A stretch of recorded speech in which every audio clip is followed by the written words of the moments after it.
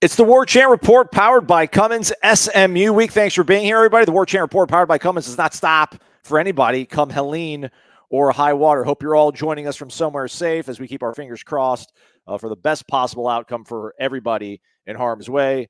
I'm in Jacksonville right now. Again, hope you're all doing safe and sound.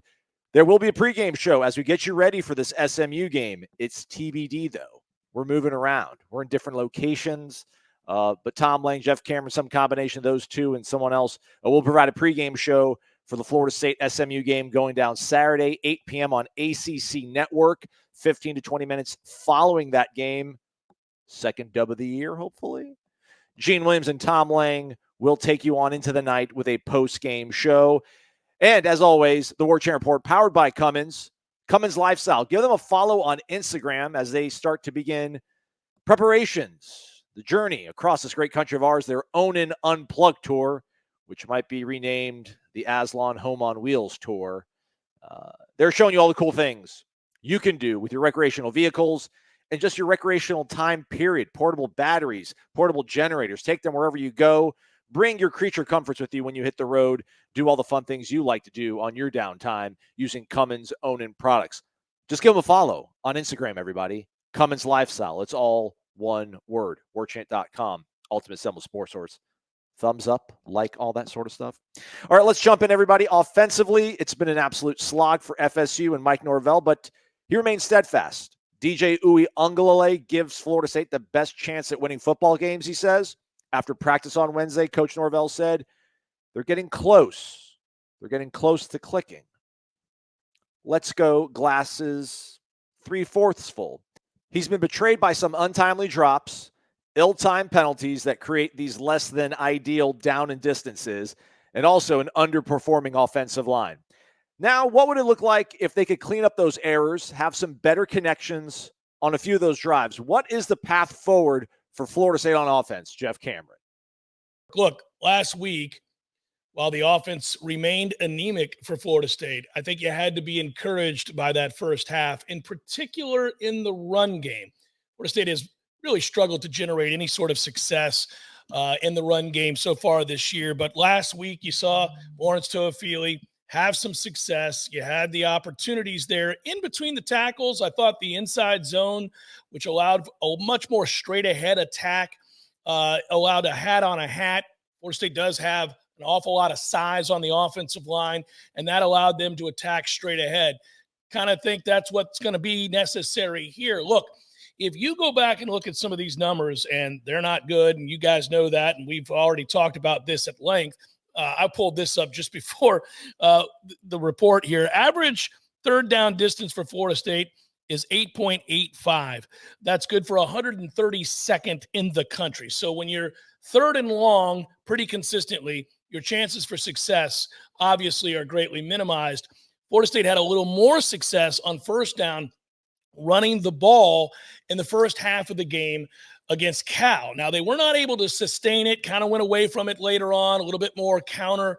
But I think that the path ahead is straight ahead, which is a lot more downhill in the run game, and then doing what you originally wanted to do, which was throw off a play action. Now, I love the jet motion stuff. I love that they're trying to hold linebackers and keep people honest. I love that they incorporated that little end around. You got to keep doing sort of the eye candy stuff and then go straight forward. I would look for Florida State to do something similar in this game, because if you look at SMU's defense, the run defense isn't as bad as you might think looking at some of these numbers, but it's not stellar, and that is not a dominant defensive line.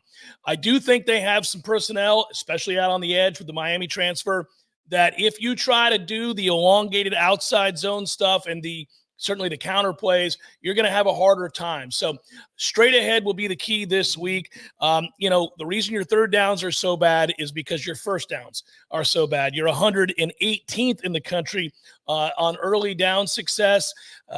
So much of that is the run game not being efficient and finding yourself at 2nd and 13, 2nd and 10, 2nd and 12 over and over again really makes life difficult on an offense. The quick game, DJ's got to get it out of there a little bit faster. He hasn't seen it. He hasn't been quick with the football. He hasn't been quick with his legs, hasn't been quick, period. We know that. But if he starts here, Mike's going to continue to utilize the screen game. You've got to make people pay for their aggressiveness. And the screen game is something that they've dialed up several times and been this close to having some big plays. I know that every losing team and every losing post-game interview will have a coach mention that they were close here, they were close there, they dialed up this shot play, it didn't work out, they had a screen call, they had, an over route, whatever it might be. But the truth is, particularly in the screen game, they've had opportunities. It just hasn't happened. Either you've had a multitude of drops by the running back who the screen was set up for, with a ton of yardage out in front of him in space, waiting for him to make that play.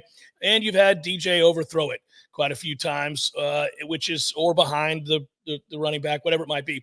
But I think they're going to have to continue to work that screen game in to keep teams honest, work that end around jet motion stuff, and then plow straight ahead. Most football games are won at the line of scrimmage.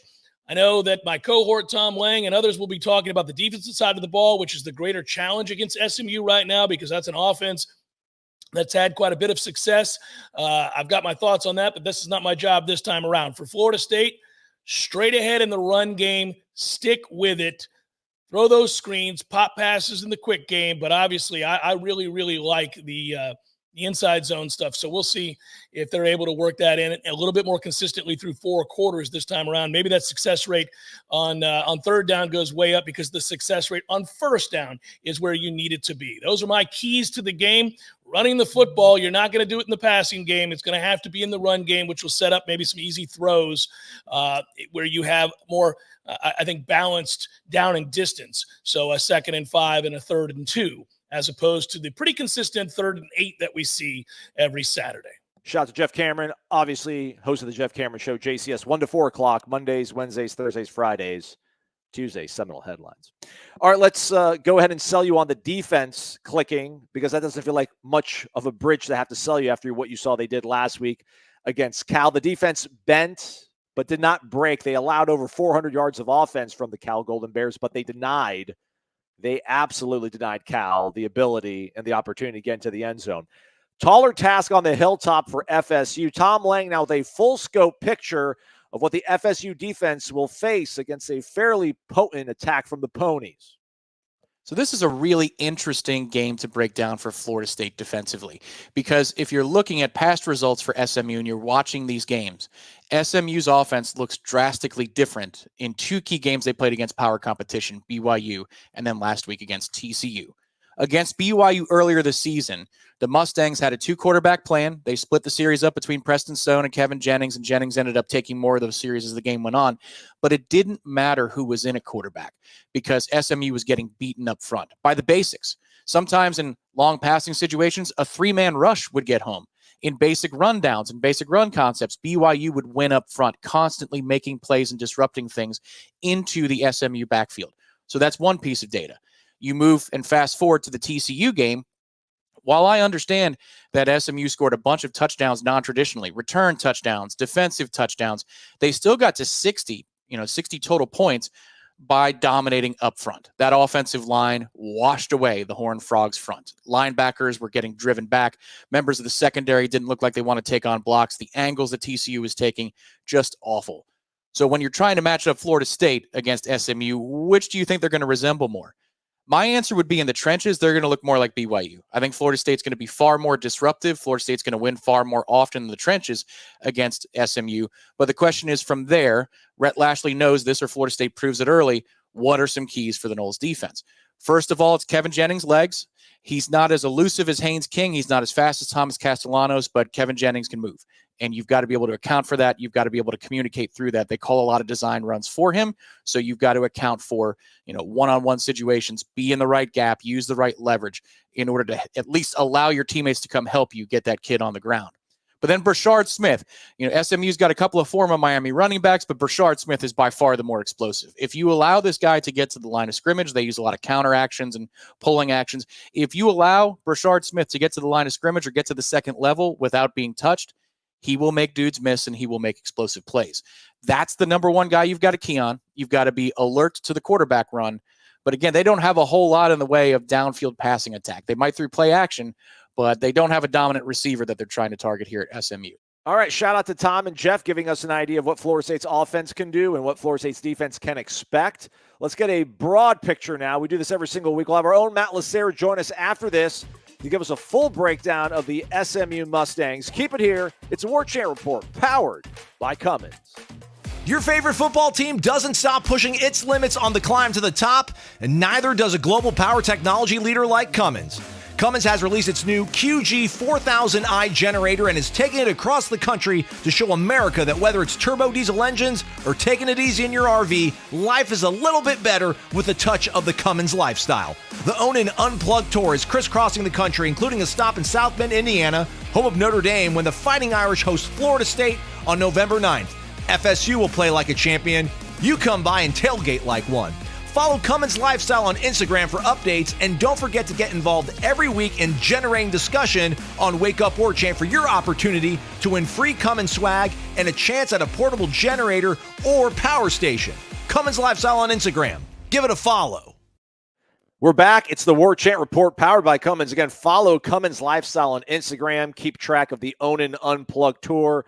They're tricking out this RV, giving it all the nice finishing touches using Cummins Own and products. And see for yourself just how awesome it can be when you partner up with Cummins in your daily life, in your recreational life. November 9th, they'll be in South Bend, Indiana for the Florida State Notre Dame game. Come check it out. Shake some hands with us. I know Ira and myself will be in Chicago. So will Tom Lang and Jeff Cameron. We'll see if we can reel them in to the tailgate. We'll see how that goes. Anyhow, let's keep it focused on SMU. Every single week, we get you behind enemy lines, if you will. Matt Lacerda sits down this week with Billy Embody from the SMU website on theponyexpress.com to give us a real deep dive into just what SMU has been able to do the last week or two to seemingly be clicking on all cylinders going to their ACC inaugural game against Florida State Saturday. I think with SMU, we got to start with the quarterback, a switch recently to Kevin Jennings. What has that kind of done for the offense? It's gone from kind of the drop back, quarterback in Preston Stone who can extend plays, kind of, make things happen a little bit. But Kevin has a lot of agility, a lot of speed, so he can run and has been used in the run game a little bit more than Preston has been. And I think with Kevin, the biggest change too in the passing game is that he's been really good in the short to intermediate passing game. With Kevin, it's been a little bit more consistent as far as moving the ball, which allows SMU to control the clock a little bit more and keep that defense fresh. Yeah, and then going into the rest of the weapons, the SMU running back looks like an absolute stud to start the year. I think he's third in rushing for the ACC right now, Rashard Smith, former Miami transfer. I got a two-part question for you. So what is he going to do? Like, how do you think he's going to look against Florida State? And a lot of Miami transfers on this team. You're from Florida. You know that rivalry. Do you kind of feel that a little bit around the facility this week? Yeah, for Rashard Smith, I mean, he's done it all. He's tough. He falls forward. He bounces off guys. I mean, he's been one of the biggest, additions that SMU's had in the transfer portal over the last two years, quite frankly. He's been very good. He's had over 100 all-purpose yards every game this year. I think for him, he's just really been able to just be himself. As far as the Miami transfers that are on this roster, I'm sure there's a little bit of extra juice for them this week. And also there's some familiarity. A lot of these guys, Jared Harrison-Hunt, Jabari Harvey, Rashard Smith, they were there last year. And so they can kind of feel that a little bit more. And then you go back, 2 years ago to guys like Elijah Roberts and Keyshawn Smith and Romello Brinson and Jalen Knighton, who's unfortunately out for the rest of the year. Those are all guys that are very familiar with what the Hurricanes bring and just kind of that mindset that you've got to have. Awesome. And then to the rest of the offense, what should we look at when it comes to the air game or throwing the ball at wide receivers? The tight end has been really good. Mike Norvell actually in the press conference today called him, or it might have been Mike, or it might have been Adam Fuller. I can't remember which one. But they called him probably the best tight end they'll face all year. Yeah, RJ Maryland is a stud. And one thing I'll say is you can kind of look at his stats the last couple games and say, well, what's happening? And sometimes in this offense, we see the tight end kind of go up and down. He'll have huge games like he had in the second half against Nevada, and then he'll have games where the defense takes him away and they make him a priority because he is a guy who's probably going to play in the NFL for a long time. His dad, Russell Maryland, did that as well. Another guy with some Miami ties as well. His father played for Miami, of course. But, when you look at the rest of this passing game, if they can't get RJ Maryland going, that is going to leave options like Jordan Hudson, a former 5-star receiver who transferred from TCU before last year. Keyshawn Smith and Romello Brinson, two guys from Miami who both bring a little bit of different things to the table as far as athleticism and how they use them. And then in the slot, Jake Bailey and Roderick Daniels have been very good this year as well. So they feel like they have probably four outside receivers they really trust, and then 2 slot guys they like. Also, then kind of the flip sides over to the defense. Also has been pretty solid again. Elijah Roberts, Harris Hunte, a lot of Miami guys again. We'll start with the front. What do you think they'll do against this Florida State offensive line that hasn't looked great the past few games? Yeah, this is probably the biggest litmus test for SMU's defensive line in a way. They played a good BYU team, and they were pretty good defensively. You know, they had some drives that killed them, but overall they played really well against BYU. And then TCU, they were forcing turnovers. They were making plays. The secondary kind of let them down, but in terms of the front, this is a defensive line that is, for the most part, controlled the line of scrimmage very well this season. I feel like they've done a really nice job of stopping the run. They've been able to get pressure on quarterbacks. I don't think it's necessarily stacked up sacks that well, but they've been able to affect quarterbacks, get them off timing, and make it difficult on them. And to your point about FSU's offensive line kind of having a little bit of an adventure this year, they're still big guys, athletic. You know, there is talent there, and it's talent that SMU hasn't faced really compared to BYU and TCU. And we'll see how it goes. But they have depth, but they also have Tank Booker, a 350-pound Arkansas transfer who plays a lot. Mike Lockhart, a big former starter for West Virginia who plays a lot. They've got Isaiah Smith who comes off the edge really well. They have a lot of different pieces to that defensive line, and they will absolutely roll them, keep them fresh, and that has been where SMU in the second half has been able to really impose their will a lot of the times this season. The linebackers are led by Kobe Wilson, Ahmad Walker, and Alex Kilgore. Those are the 3 main guys. You'll also see a little bit of Brandon Maiazono, who's a second-year player like Kilgore. They're really high on Kilgore long-term. Ahmad Walker and Kobe Wilson have been awesome since they transferred in. They are physical. They generally make plays pretty well, and they're not necessarily going to be afraid of anything. Thanks to Matt. Thanks to Billy. Appreciate that information. Keys to victory, everybody. Let's go there. You all want picks. It's coming up soon. But for key to victory, let's turn to managing editor Ira Schofel, who will be in Dallas, fingers crossed, if his Friday morning flight that got bumped to Friday afternoon does get off the ground in Tallahassee. I think I'm a believer in this Florida State defense, or at least I'm becoming a believer. I'm becoming a convert about this Florida State defense the last couple of weeks. I think we saw some signs of improvement in the Memphis game. Other than some busted plays, I thought overall you saw some better effort up front, particularly. And then this past game against Cal, I mean, the defense was lights out, 7 sacks, across the board. Marvin Jones to Patrick Payton, Daryl Jackson, and Josh Farmer inside. They played really well. The backups contributed. I thought even some of the back 7 guys, other than, again, some big plays, but even when Cal hit big plays in that game, I felt like a lot of those were just really good plays, outstanding throws, outstanding catches. You're not seeing as many busts. And again, I really like the way that defensive front is playing. I think that's going to be huge in this game. But if I had to pick a key to this victory, to me, it's on offense, it's throwing the football. I do not believe that Florida State's going to be able to run the football. They showed some progress last week against Cal, especially in the first half. I liked what we saw from the running the ball in the first half, but I really think SMU is going to make a concerted effort to not let them run the football, and they've been good. I mean, they did a good job against BYU. They did a good job against TCU. I think they've got a solid run defense. I think they'll commit bodies to doing it. So Florida State's going to have to throw the football, and I think DJ Uyunglele is going to have to take some shots.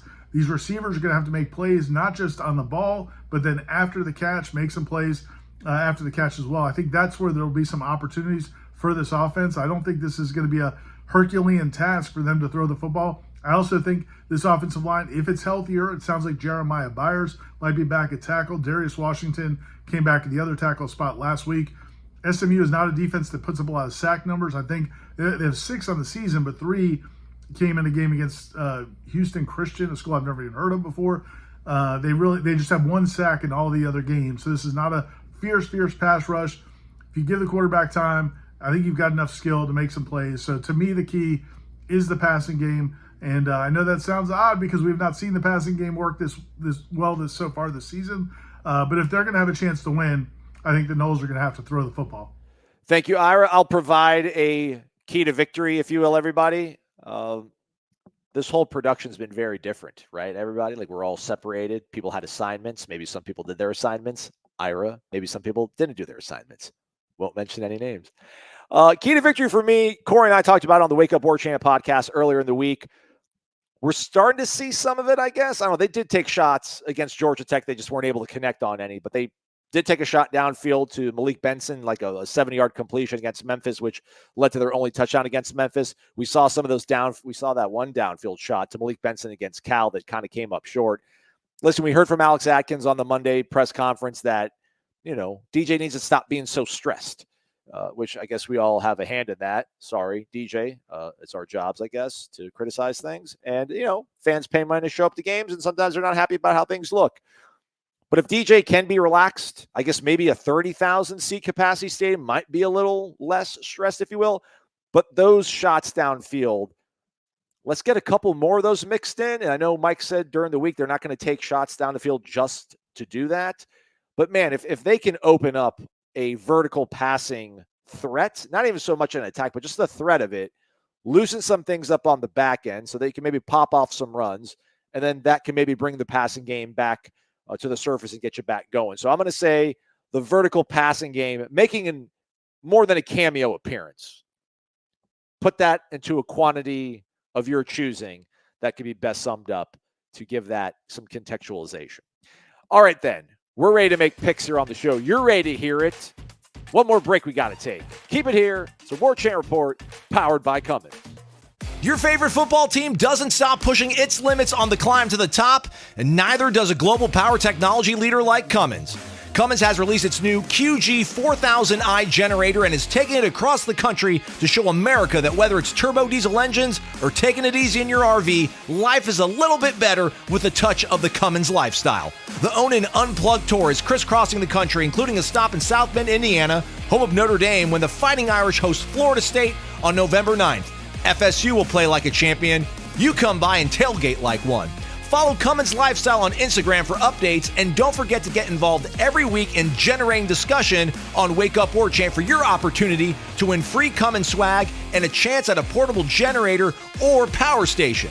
Cummins Lifestyle on Instagram. Give it a follow. Welcome back. Final segment, Warchant Report powered by Cummins. Cummins Lifestyle, all one word. Go to their Instagram, hit follow. Feel the grateful spirit of me wash over you as you hit that follow button. We certainly would appreciate it. They're doing so many cool things that they're keeping track of over on the Cummins Lifestyle Instagram page.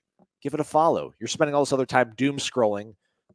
Have 30 seconds a day of, good vibes, if you will.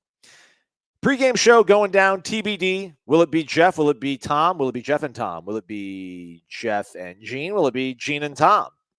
Who knows? But there will be a pregame show at some point on Saturday. Stay connected to warchant.com. Social channels, warchant.com. We'll post the details on that. You obviously know that the postgame show will be going down 10 to 15 minutes following the SMU Florida State game. That'll be with Gene Williams, founder, administrator of warchant.com, and director of original content, executive producer of the JCS, Tom Lang.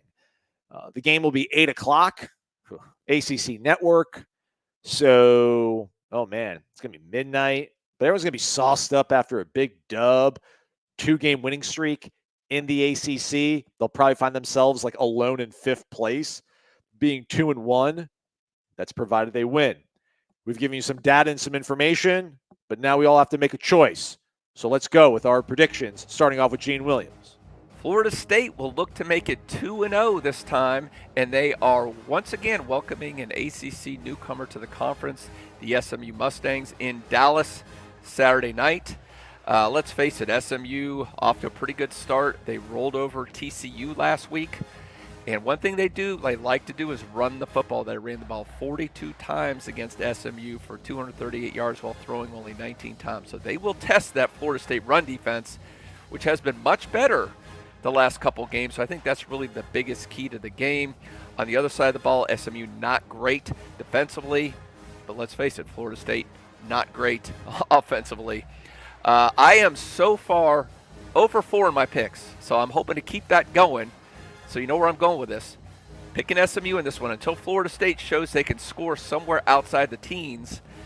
I just can't believe they're going to continue to hold teams out of the end zone each and every week. So I think SMU does enough in this one.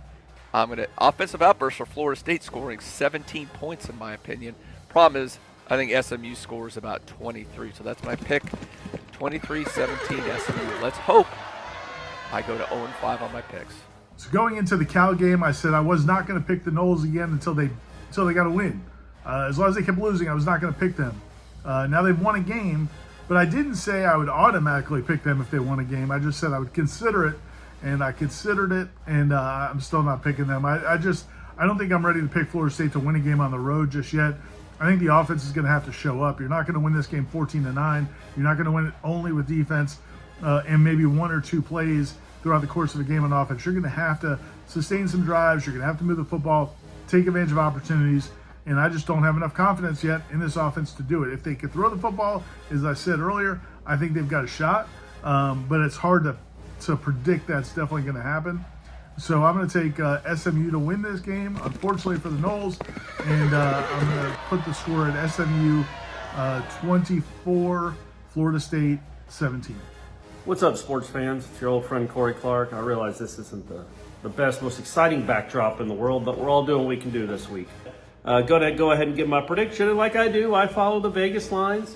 I kind of pick where they are. They have SMU favored by like 5 or 6, and I just don't trust this offense, period. But I certainly don't trust it on the road against the team that can score some points on you. Florida State will be by far the best defense that SMU has seen. BYU's good up front, good defensively. I think Florida State's better. But, in the same token, is FSU the worst offense that SMU has seen? I don't know. I hope not, but through 4 games, you can't argue that it isn't. So I'm gonna ride the ponies. I don't like doing it, don't like picking against the Noles, but they've given me no choice. So I'm gonna say maybe a little more high scoring, at least by our standards. I'm gonna say 28-23.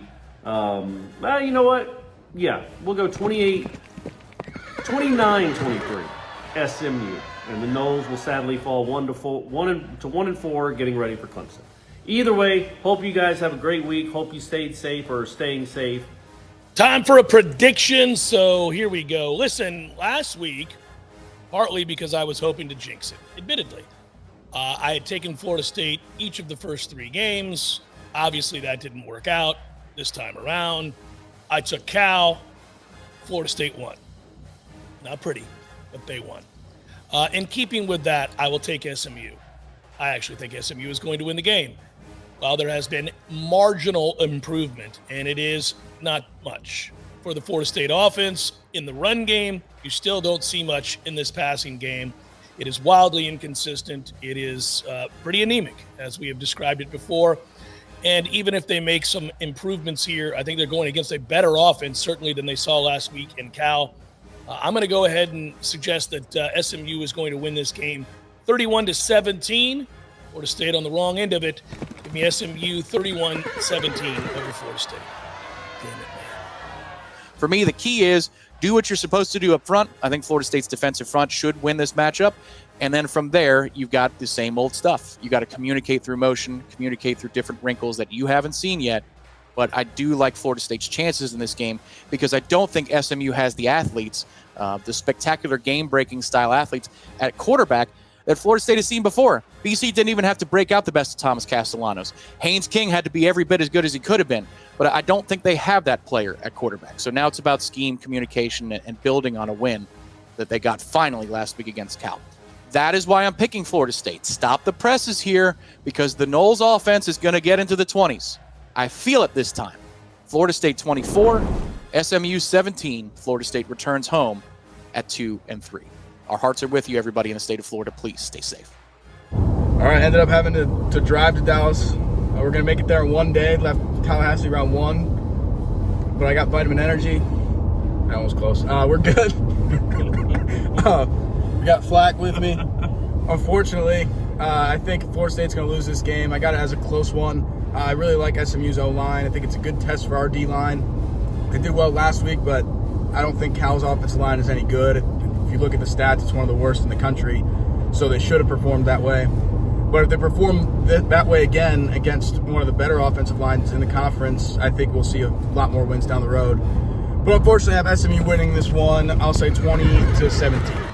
All right, mixed bag, I guess you could say. For me, I said it like last week. I'm just not going to pick Florida State, everybody. I didn't pick them last week and they won. So maybe there's some sort of good juju there. But I just feel like, man, that Cal team wasn't doing all that bad until that right guard of theirs went down. And that's when things started becoming really leaky for them. Their kicker's not all that great. Now, granted, I haven't even looked at SMU's kicker. I know he hit like a 50-yarder, but he also missed 2 inside of like 35 almost. So that probably affects things. You're obviously on the road. I do think SMU's had this one circled and squared on their calendar for a long time. It's their first ACC game. They've been chomping at the bit to get into a big boy conference, if you will. But ultimately, I just think that offensive line at SMU is not going to win the day by any means, but probably won't allow Florida State to spoil as many plays as they did last Saturday against Cal. And the offense, can we really say with any confidence they're going to score over 20 points? I know they're close, but I don't know how close that is when it comes to Mike Norvell's perspective. That said, taking SMU 27, we'll go Florida State 20. 27-20. All right, that's my pick. Those are all of our predictions. This has been the Warchant Report powered by Cummins. Again, a reminder, post-game show 10 to 15 minutes after the game. There will be a pregame show at some point. Check out warchant.com. Check out our Twitter. Check out social. We'll have all that stuff posted. Coach Speak is out there. Give that a listen. That's always a good one. And again, just sending all the good vibes. Winning a game would be huge on Saturday.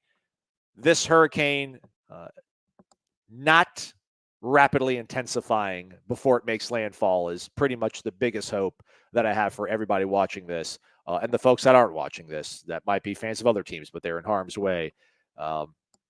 It's awesome living in Florida until one of these comes to your doorstep. So hoping for the best. Hopefully it's distract you for 30 minutes or so. Now, let's keep our fingers crossed and, again, hope for the best. For everybody involved in today's show, Gene Williams, Irish O'Fell, Jeff Cameron, Corey Clark, Tom Lang, Matt Lasser, Billy Embody, I'm Aslan Hudjavandi. Thanks so much for watching the Warchant Report, powered by Cummins.